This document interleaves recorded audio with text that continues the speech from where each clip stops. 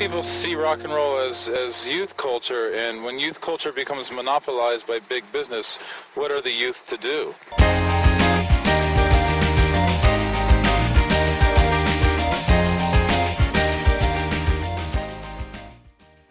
I think we're part of it. I love the Embassy from Gothenburg. I really like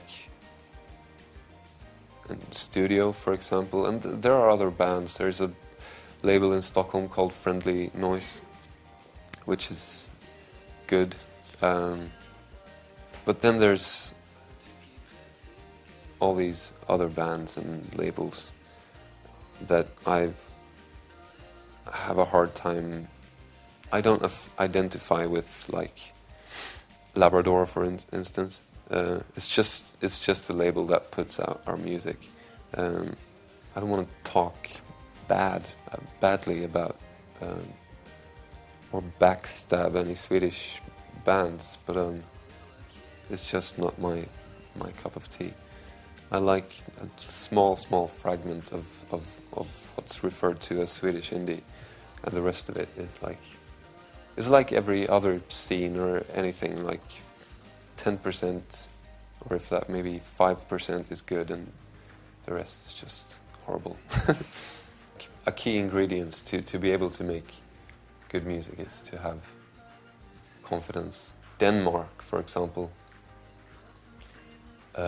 doesn't have that confidence that Sweden has, and that's why they don't produce very many good bands. I discovered M83 when we had released our first album.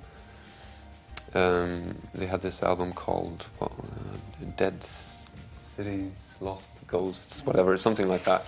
I don't know. I was really into that album then, back in 2003, but I haven't followed them since.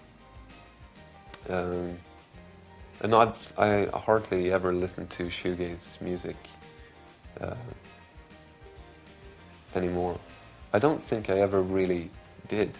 I love My Bloody Valentine, and some more obscure bands. I really liked the Sweetest Ache single on Sarah Records called If I Could Shine, and I mean, but I've never been like a hardcore shoegaze fan or anything. I just we were really into distortion and distorted sounds back then, and this whole dreamy thing. But we've never considered ourselves to be shoegazers in any way. We're a pop group. Yeah, I just bought a record here. Maybe you can...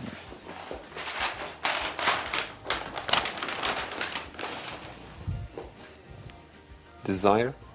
That's a good band. I've been listening to this track, Don't Call, a lot.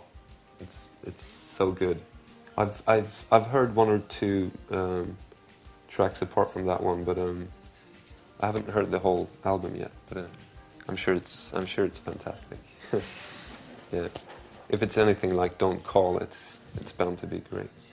Last autumn, I was really impressed with the whole new kind of wave of American indie bands that didn't sound like, all those rock bands they had in the beginning of the